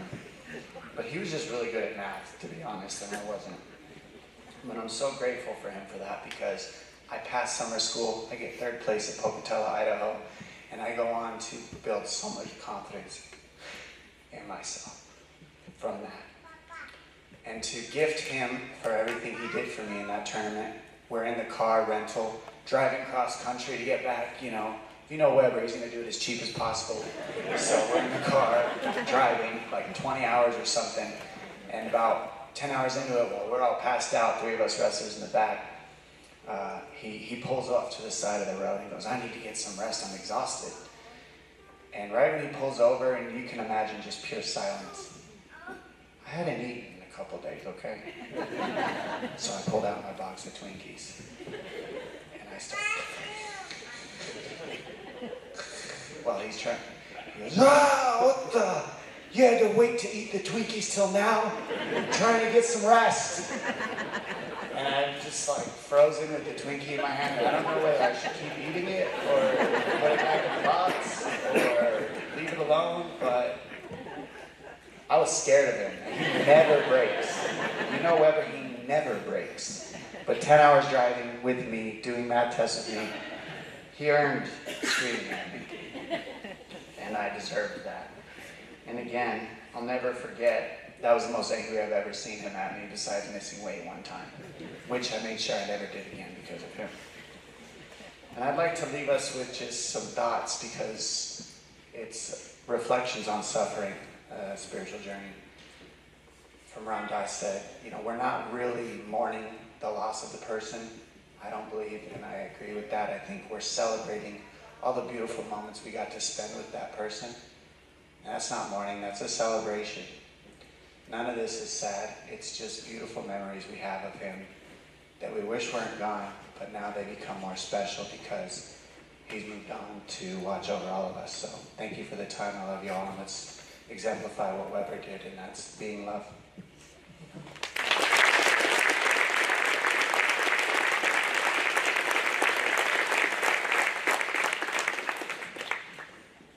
Dominic, did you eat that Twinkie?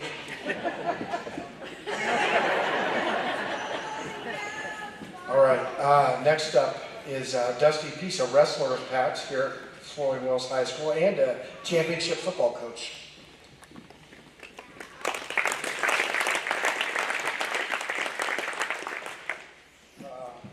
First of all, I want to thank Mike and his family for asking me to speak.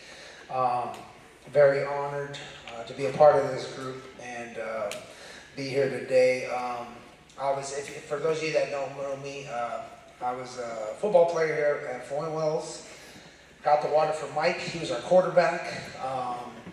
Mike always told us what to do, and now me and Mike are coaching Little League with his boys. He's the head coach, and he's telling me what to do still. So it's been a great journey, but I consider, when I was thinking about writing this, when Mike asked me, I consider myself a little bit of an offspring to Coach Weber. I'm not another brother.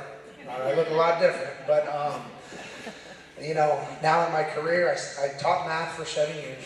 I became a coach, and now taking a little break to take care of my family and coaching my kids, and actually now coaching his grandsons. I have Kate in my class that I teach in elementary school, so when I was thinking about that, I learned so much about how I am like Coach, and it feels very honored to be somewhat of an offspring of him. I want to shout out to Flowing Wells family here. This is amazing. When I walk on campus and see so many teachers, students, coaches, superintendents, principals, athletic directors here today, doing what you guys do, this is different. As some of you know, I'm in a different district, been there for 20 years. There's no place like home. You guys do it right, and this is a huge honor for Coach, and he deserves it. I'm going to piggyback on one of my teachers, Dr. Clement. I'm going to tell a little story of how selfless Coach is and what he did for me. So when I was a junior here at Flowing Wells, I was a football player. Bred football, wanted to do it all the time. That's just what I did. My junior year, we were at Mountain View. and I went to go watch the wrestling tournament, or wrestling match. It was just a duel. It was like the first match of the year. And I saw the guys get all hyped and excited. It was a close match. Next day, I went to Coach Weber's office and said, hey, is it too late to join the team? And being a coach now, every coach hates that. A kid that comes off the streets, right? 3 weeks into the season, I've never seen this guy, and he makes a decision that I've carried on and lived by my entire life. He let me come out. I learned a lot. I wasn't very good at the beginning. I wasn't used to not being good at things, and it taught me so much. And that decision carried forward for years to come. Now I'm a teacher. Been teaching for 20 years. Been a coach for over half my life. And every time there's a situation that I'm faced with where you got to make a decision, I always err on the side of Coach Weber. Do what's right for kids and put kids first. He easily could have told me, no, get away. And I would have went about my life, and I wouldn't have remembered that. But since then, you know, me and Mike have been so close. We almost went to college together. It was either I was going to be his roommate, but I went with another wrestling teammate to NAU, and we became roommates. So there was these relationships that I never fostered until I had that opportunity to play another sport. And that year, I played 3 sports. So that's another thing that I carried with me that Coach Weber allowed me to do was be a multi-sport athlete, you know. And hearing everybody's stories today, boys, I hope I've learned so much. I hope you're proud of your grandpa and what he did for me and everybody up here, and I hope to do that for you guys, you know. Just a great man, and I always remember Coach Weber as being so calculated and calm. For those of you that know me, that's not me. I'm not calculated. I'm not calm. I don't know if Mike's calculated or calm either. What do you guys think? What do you think, boys? But now that we're getting older, and I know how that operated, I know how that works. I've learned so much from Coach, and I'm carrying on that. So, as Matt was sitting up here, his son talking about all his accolades in wrestling, what I found so interesting was, as a coach, you know, you have great players, you make great teams, and you get awarded for that. And sometimes coaches don't get awarded for what they do in the classroom. But to hear what Coach did in the classroom throughout his career shows that he put the best out there all the time. It's hard to be a Hall of Fame coach and a teacher of the year. I'll tell you that, because they always see you as a coach. They don't see you as a teacher, but he did it in the classroom as well. And that carries with me, and it inspires me too to be a better educator. So Coach, I'm always going to call him Coach. Thank you for doing what's best for kids. And as his offspring, I'm gonna do what's best for kids too. And I'm proud to be taught by Coach. And I'm honored to be with this family. I see these guys all the time, every day. Cade's always in my hair. Luke's always, tagging at my shorts. So it's awesome to the boys and have that relationship fostered as we grow. But thank you, Coach. Always going to call you Coach. I'm going to miss you. Thank you again, family, for everything.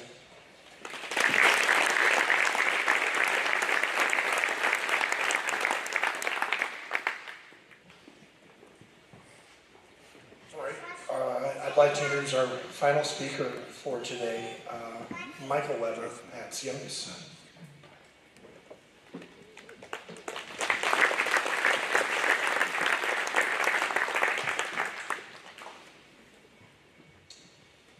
Hi, I'm Michael Weber. Like John said, if you don't know me, I'm Pat's youngest son. Going last, I realized that a few of the stuff I wanted to talk about has already been talked about. So stuff could be a little redundant, but I think I'll go ahead and share it anyway because it's kind of from my perspective. And I've also had the privilege of listening to some of these stories, and it's triggered a couple other things that I wanted to mention. So I didn't have prepared. One being Dom. I have a very similar story to the rest stop story. And we will talk later about that. It's eerie, it's very similar. I want to start by thanking Flowing Wells and the school district and the administrators for allowing us to have this here. What a special thing to do and do this in his honor. I think it's very amazing, and my family is very thankful that you allowed us to do this here. And then I'd also like to thank all of you. The hardest part in this process was that it was so unexpected. It threw our world upside down for a couple of weeks. And one of the most touching things that happened, one of the things that really allowed me to get to a good place in all of this was just all the heartfelt, touching messages that I received from so many of you. When the word first got out, messages started to come in, and I thought if people were kind enough to reach out to me and send me a message, then I should be kind enough to send them an equally thoughtful response. And then when word really got out, the amount of messages and phone calls and cards was just overwhelming. It just blew me away. And so if you reached out and I didn't get back to you, just know that I got your message. I truly appreciate you reaching out. Me not being able to respond was not intentional. I just was very overwhelmed, and it really helped me get to the place that I needed to be at that time. I would also be remiss if I didn't single out a few people to thank. My beautiful wife Courtney, Mark Brudenkamp, Jared Peterson, and John Canoit. Without your guidance and advice, I don't think that this whole thing would have come together. So thank you very much. This place, Flowing Wells, is a special community. I'm honored to be a part of it. In fact, one of my best friends, Kate Wilson, and his parents, Paul and Jenny, are a true example of what this community does for people. Paul Wilson is a multiple-time state champion here at Flowing Wells, and I'll never forget the old wrestling barn, whatever you wanted to call it. All the names on the wall. As a kid, I didn't know the Wilsons. I started in the Flowing Wells district, spent a couple of years in the Amp district, and then found my way back. But for some reason, I remember seeing Paul's name on the wall, probably because it was up there 3 times. But it was the one that just for some reason stood out to me. I'll never forget that. And little did I know that I would then become best friends with his son and get to know the Wilson family, as part of, my family as well, and just look at them with the highest regard. And, they've done a lot for the Flowing Wells community with their kindness and their generosity. And they provided my family with some support during this time that we're very lucky to receive and grateful. And that wouldn't have been the case had we not had this shared bond of Flowing Wells. But for my father, Flowing Wells became a part of his identity, as much as being a coach and a teacher and a father. I've had so many of his former colleagues here at Flowing Wells reach out to me, some that I knew and some that I didn't know, had never met, and tell me how much my father meant to them and offering to help in any way possible. And he was such an advocate for Flowing Wells and everything that Flowing Wells stands for. This process has been a whirlwind, and as I was putting this group of speakers together and finally took a moment to analyze the group, I noticed that this group was underrepresented by women, and that was not intentional. My father coached a male-dominated sport, but he was also a champion for women and equality in academics, in athletics, and in life. So it was a little too late in the process to reach out and to change any of the speakers, but I reached out to a few women that I know who knew my father, and with their permission, I have a few quotes from them that I'd like to share. Megan Lehman, who coaches cheer here at Flowing Wells. He was such a good man. He hired me as a cheer coach at Flowing Wells, believed in me and the program, and found ways to support it financially and to give our athletes the best. Trips, new uniforms, etc. I was also coaching during some hard times in my life, and he was always there to support me. And Carrie Rubal, formerly Carrie Emmett, she's a Flowing Wells alum, a former cross-country, soccer, and track athlete. Mr. Weber was level-headed, dependable, professional, a genuinely sweet man. I will forever remember Mr. Weber for his quiet leadership and dedication to his students and student athletes. He dedicated himself without glory. He brought a steadfast calmness and kindness with his presence, whether it was teaching math in front of a class full of students, or supporting his male and female student athletes at award ceremonies, in the stands, on the sidelines, from the head table, or in the skybox. In addition, my father loved to write letters. He loved to write letters to the editors, papers. He loved to write letters of appreciation, thank you letters. I can't tell you how many letters I found, to send off to somebody. I don't know if they got sent. I don't know if it was just his thoughts and he wanted to get them out and maybe never hit send. I don't know, or put it in the mail. But one of the letters I found was to a local columnist here in town, and I thought I'd share a portion of what he wrote, and then she offers some ideas for some future articles.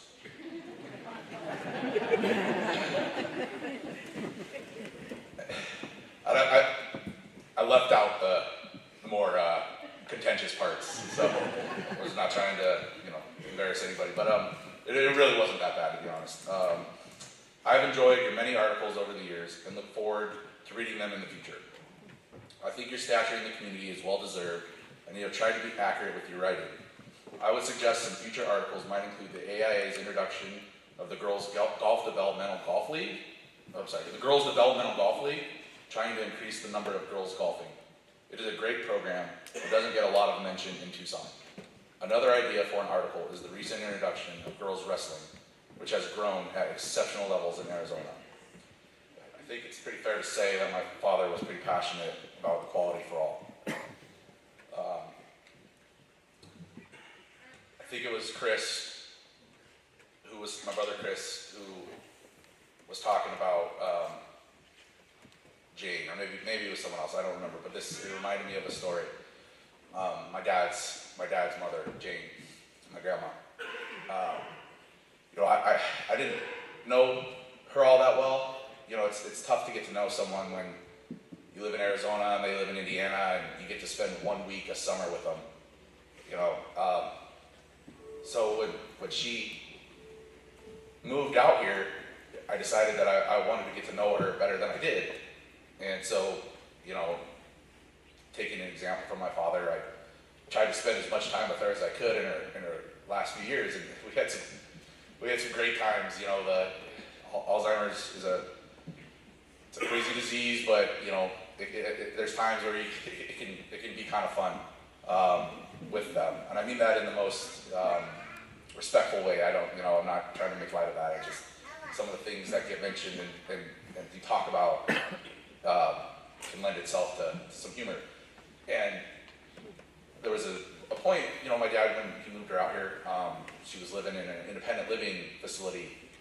And so I would go over, it was very close to my house, and so I'd go over and I'd visit her quite often, and, we'd just hang out and talk. And I remember one time I came over, and she was doing her laundry, and she was so proud.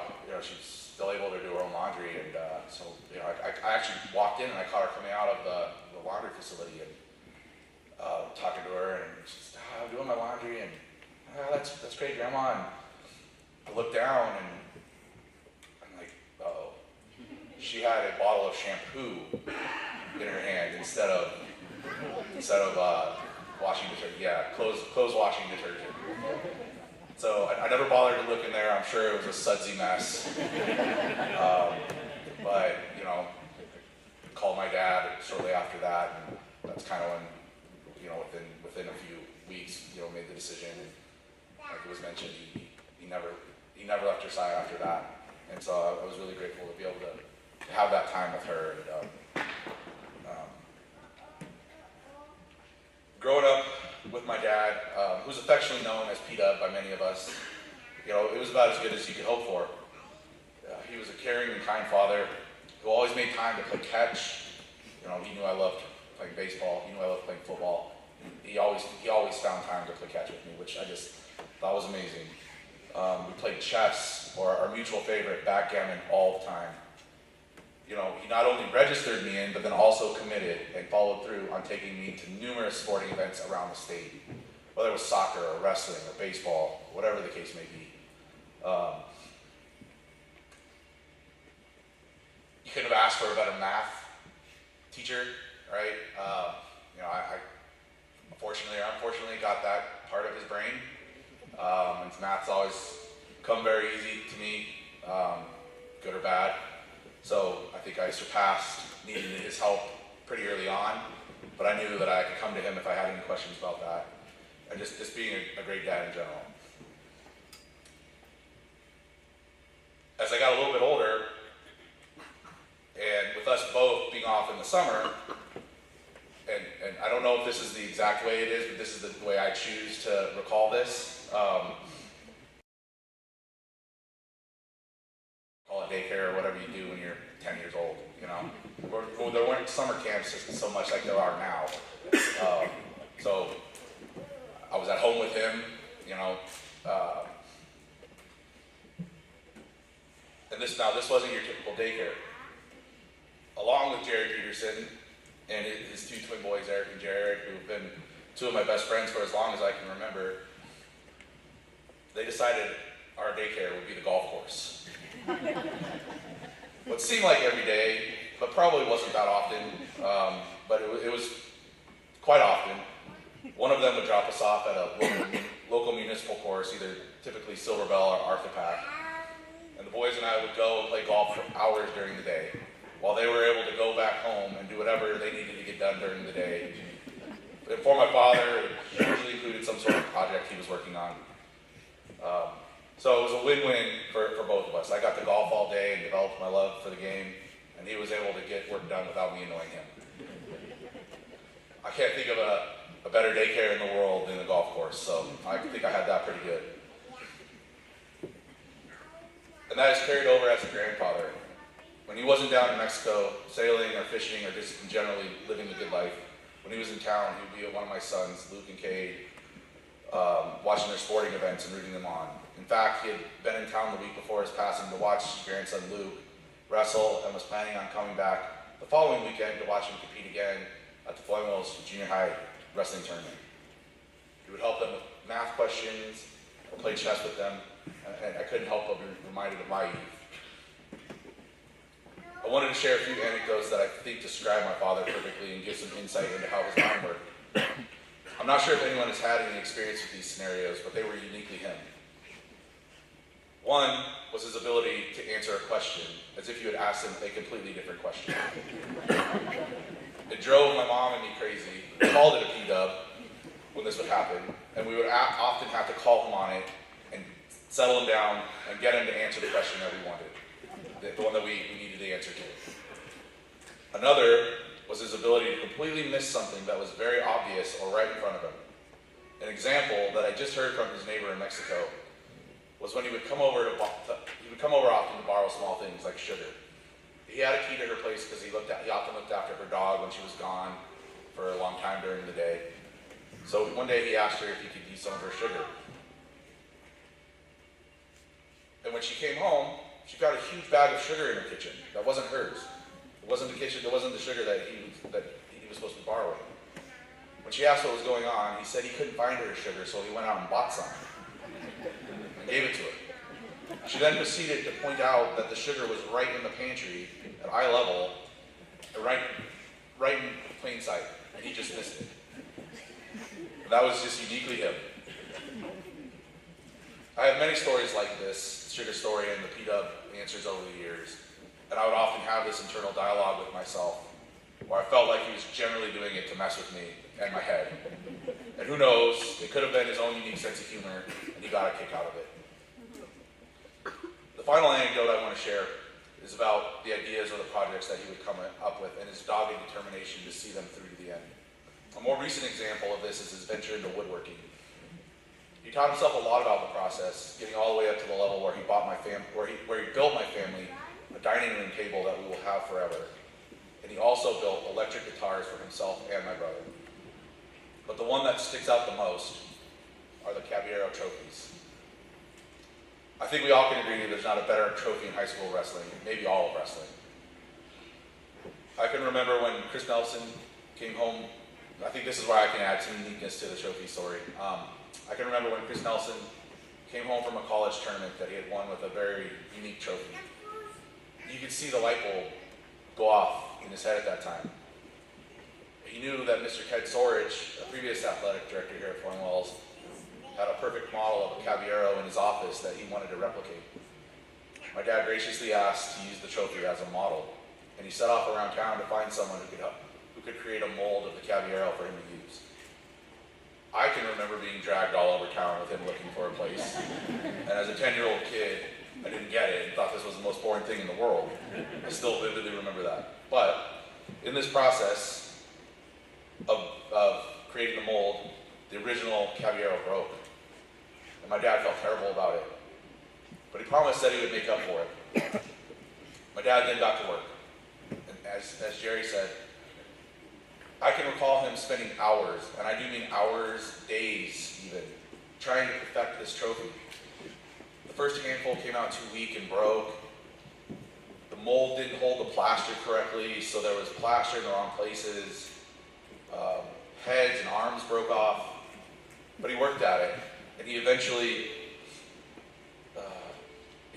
figured it out, and they started to come out exactly like he envisioned.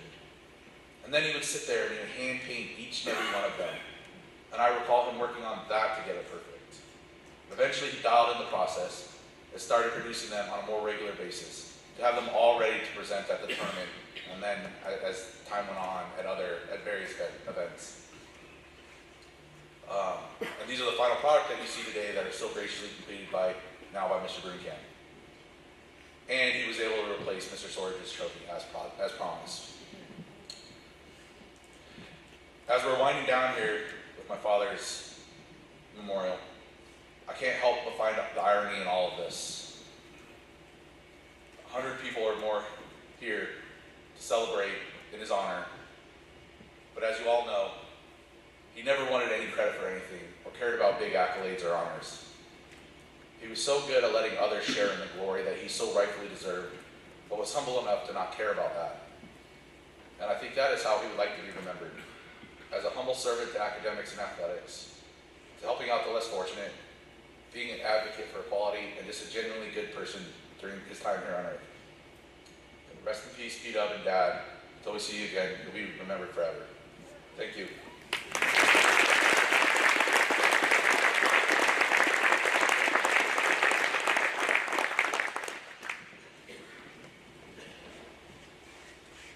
All right, to close this portion, I'd like to welcome Mr. Barry Roberts to come up for a final song.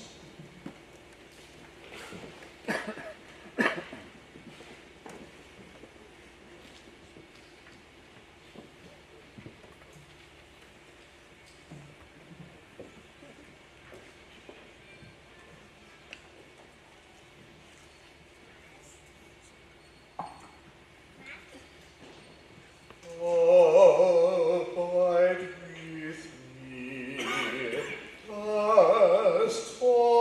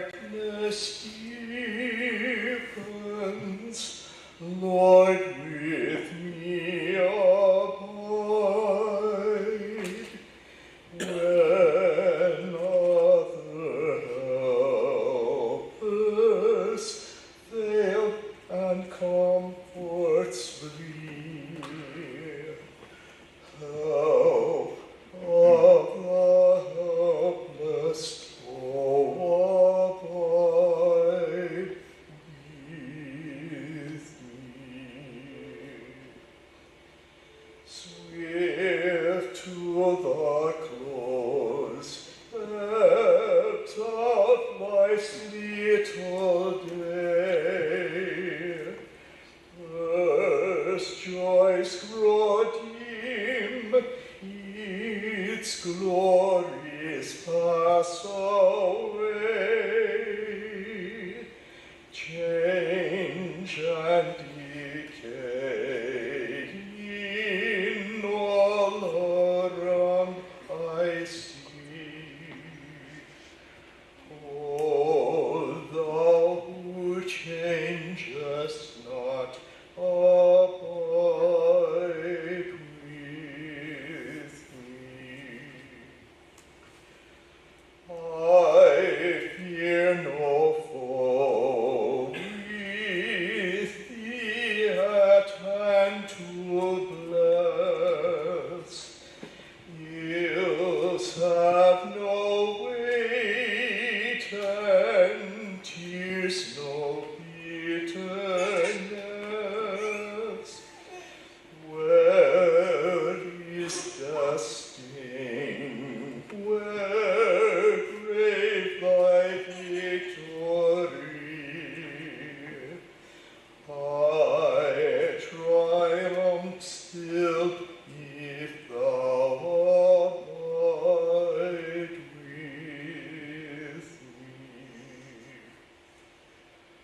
Hold thou the cross before my closing eyes. Shine through the gloom and point me to the sky. Heaven's morning breaks, and earth in shadows flee. In life, in death, O Lord, abide with me.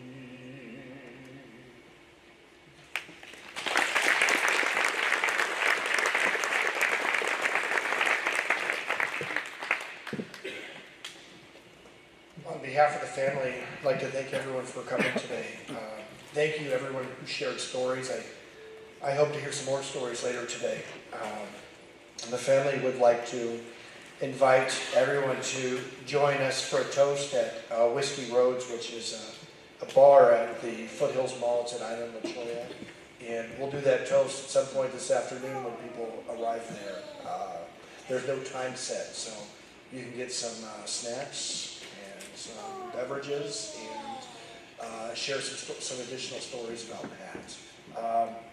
One thing I know is listening to these stories, he's still here, he lives on, and I know that I'm going to do my best, and everyone, the coaches in here and the people with relationships with Pat are going to carry it forward. So thank you.